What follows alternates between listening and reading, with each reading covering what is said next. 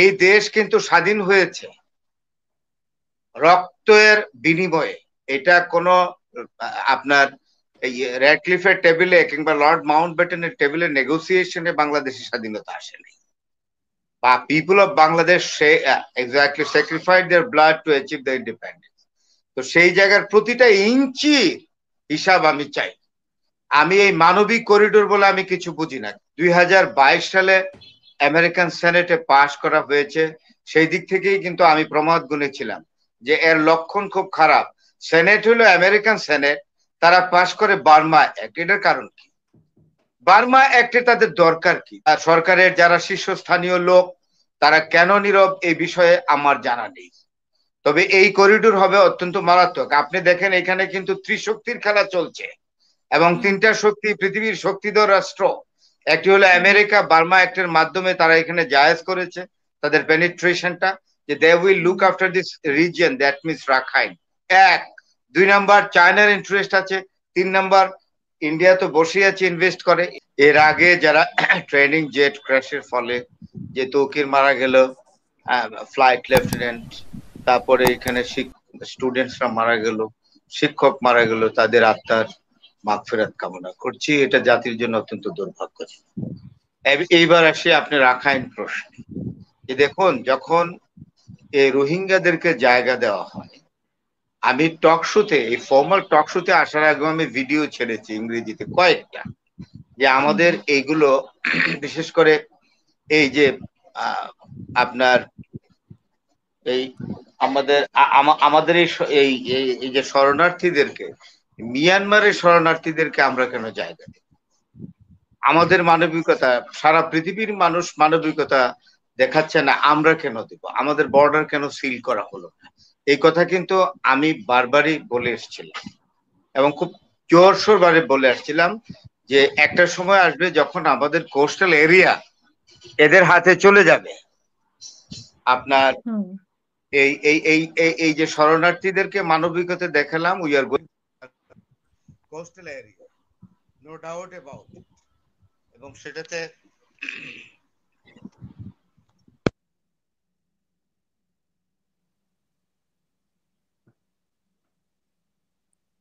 জি, আমি ফরাদ ভাইকে শুনতে পাচ্ছি না। জি, হ্যালো এখন ঠিক আছে। হ্যালো এখন ঠিক আছে। এখন ঠিক আছে আপনার ইয়ে। আচ্ছা, এখন যে জিনিসটা হচ্ছে যে ধরেন একে তো আপনি শরণার্থী জায়গা দিলেন, রেফিউজি জায়গা দিয়ে রাখলেন 12 লাখের উপরে, তার উপরে এখন আসছে মানবিক করিডোর। এখন পৃথিবীতে কি মানবিকতা দেখানোর দায়িত্ব শুধু বাংলাদেশের? মানবিক করিডোর কেন? আমার ল্যান্ড কেন আমি অন্যকে দিব? এটা তো খুব মারাত্মক ব্যাপার। আমি কেন মানবিক করিডোর দিব? আমি তো এটা কারণ বুঝতে পারছি না। এই দেশ কিন্তু স্বাধীন হয়েছে রক্তের বিনিময়ে।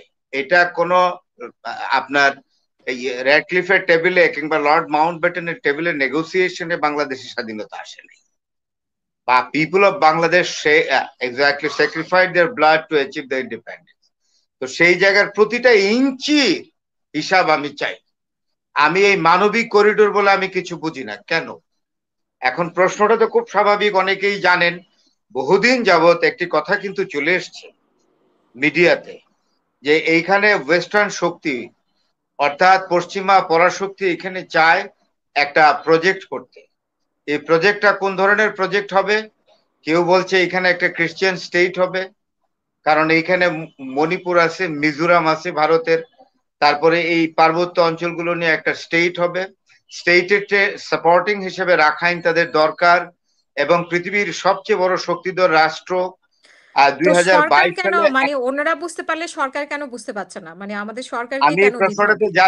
আমি প্রশ্নটাতে যাচ্ছি আপা।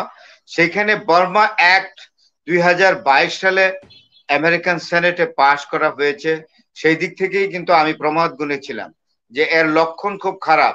সেনেট হলো আমেরিকান সেনেট, তারা পাশ করে বার্মা অ্যাক্ট। এটার কারণ কি? বার্মা অ্যাক্টে তাদের দরকার কি? তখন আমি বুঝতে, আর তাও জানেন বার্মা নাম চেঞ্জ করে কবে মিয়ানমার হয়ে গেছে, কিন্তু কলোনিয়াল পাওয়ার ব্রিটিশ যে মিয়ানমারের নাম দিয়েছে বার্মা, ওই কলোনিয়াল নামটা রেখেই তারা আপনার অ্যাক্ট পাস করেছে। তাহলে বুঝতে হবে এটার ভিতরের মতলব কি? এখন সরকার কেন কথা বলছে না এটা তো আমি বলতে পারবো না, এটা বলতে পারেন যারা রাজনীতিবিদ, তার সরকারের যারা শীর্ষস্থানীয় লোক, তারা কেন নীরব এই বিষয়ে আমার জানা নেই। তবে এই করিডোর হবে অত্যন্ত মারাত্মক। আপনি দেখেন এখানে কিন্তু ত্রিশক্তির খেলা চলছে এবং তিনটা শক্তি পৃথিবীর শক্তিধর রাষ্ট্র, একটি হলো আমেরিকা, বার্মা অ্যাক্টের মাধ্যমে তারা এখানে জায়েজ করেছে তাদের পেনিট্রেশনটা, যে they will look after this region, that means Rakhine. এক, দুই নাম্বার চায়নার ইন্টারেস্ট আছে, তিন নাম্বার ইন্ডিয়া তো বসে আছে ইনভেস্ট করে। ইন্ডিয়া দুই দুই দফায় ইনভেস্ট করেছে, একটা হলো জলপথে ইনভেস্ট করেছে, আর একটা হলো স্থলপথে, যেটার নাম হলো কালাদান প্রজেক্ট। কালাদান প্রজেক্টের নৌ রাস্তাতে তারা ওই যে রাখাইন থেকে কলকাতা বন্দর পর্যন্ত তারা জলপথ নিশ্চিত করবে। আরেকটি হলো আপনার এই রাখাইনের যে রাজধানীটা, এইমাত্র ভুলে গেলাম নামটা, এখান থেকে তারা মিজোরাম পর্যন্ত রাস্তা নিবে। এটা ধরেন প্রায় 800-900 কিলোমিটারের রাস্তা তারা হাইওয়ে করবে 4 লেন। তাইলে এখানে অলরেডি কিন্তু কালাদান প্রজেক্টে ইন্ডিয়া অনেক টাকা ইনভেস্ট করে ফেলেছে। আপনি কি মনে করেন যদি ইন্ডিয়া এইখানে এইসব প্রজেক্টে যায়, একটা দুইটা টার্গেট, তিনটা টার্গেট ইন্ডিয়ার, একটি হলো just to maintain connectivity with Mizoram, আরেকটা হলো just to maintain connectivity with Calcutta. তাইলে এটা আরেকটি গোল আছে তাদের, ইন্ডো প্যাসিফিক প্রোগ্রাম যেটা চলছে, ইন্ডো প্যাসিফিক। এইটার উপরে ভারত যদি কর্তৃত্ব হারিয়ে ফেলে, তাই তারা অনেক টাকা খরচা করে এখানে কালাদান প্রজেক্ট খুলেছে, অনেক টাকা। আমার ঠিক ফিগারটা এখন মনে নাই, 3 পয়েন্ট সামথিং বিলিয়ন ডলার এরকম হবে। বিরাট অঙ্কের টাকা তারা এখানে, $1 মিলিয়ন, বিরাট অঙ্কের টাকা আরো তারা খরচ করছে, এখনো কমপ্লিট হয় নাই এই প্রজেক্ট। এইবার আসেন আপনি চায়না। চায়না তো ইন্ডিয়া আর আমেরিকা যদি আসে, হ্যাঁ, চায়না তো এখানে আঙ্গুল চুষবে না, চায়না কিন্তু আঙ্গুল চুষবে না, এখানে ত্রিশক্তির খেলা চলছে ওই জায়গায় এই অবস্থায়। আর রাখাইনে তো আপনার এখানে তো মার্সিনারি ম্যান তৈরি হয়ে গেছে, এখানে আরাকান আর্মি আছে, তারপরে কুকি চেন গ্রুপ আছে, এখানে অনেক জিনিস আছে। এই জায়গাটাকে আপনি মনে করেন এটা কি একটা শান্ত জায়গা, না এটা একটা শান্ত পরিস্থিতি? এই জায়গাটার মধ্যে আমরা মানবিক করিডোর দিব, আমি ঠিক বুঝি না কেন বাংলাদেশ এই রিস্ক কেন নিতে যাচ্ছে। রোহিঙ্গা শরণার্থীদের জায়গা দিয়েই তো আমাদের যথেষ্ট হয়েছে, এবং জাতিসংঘের মহাসচিব মহাশয় এসেছিলেন, উনি এসে এখানে রোজার মাসে আসলেন, উনি টুপিও পরলেন, পাঞ্জাবিও পরলেন, ইফতারও করলেন, নাকি রোজাও নাকি রেখেছে just to maintain the formality, এবং সেখানে উনি মিটিং করলেন, ইফতার করে গেলেন শরণার্থীদের সঙ্গে, রোহিঙ্গা শরণার্থীদের সঙ্গে। উনি বললেন যে শরণার্থীদেরকে ফেরত পাঠানো হবে, they will be taken back to their land, motherland, Rakhine. তো কই একটা, বরং আর উনি যাওয়ার পর আরো কয়েক দফা ঢুকেছে বর্ডার দিয়ে, যেটা আমরা জানি। তাইলে এই খেলায় বাংলাদেশ কেন এটার পার্টিনেন্ট হবে? Why Bangladesh is going to take the part of this sort of burning game? এটা তো আগুন নিয়ে খেলা হচ্ছে ওই জায়গাটা। আপনাকে আমি বলি, যদি আপনার না 30 সেকেন্ড সময় দিতেই হবে আমাকে। আপনি জানেন প্রথম বিশ্বযুদ্ধ, দ্বিতীয় বিশ্বযুদ্ধ সবটাই হচ্ছে ওয়েস্টার্ন বেল্টে।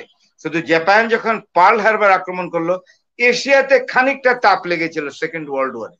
এছাড়া কিন্তু এশিয়া দুটো বড় বিশ্বযুদ্ধের তাপ এশিয়াকে সহ্য করতে হয় নাই। এখন ফোন দিয়ে আসতেছে যে এশিয়াতে একটা মহাসমার ঘটানো হবে, কারণ অস্ত্রের ব্যবসা তো প্রায় বন্ধের দিকে, অস্ত্র ব্যবসা চলছে না। মাঝে একটা খণ্ড ইউক্রেন এবং রাশিয়ার যুদ্ধের মাধ্যমে একটা অস্ত্র ব্যবসা হয়েছে আমেরিকার।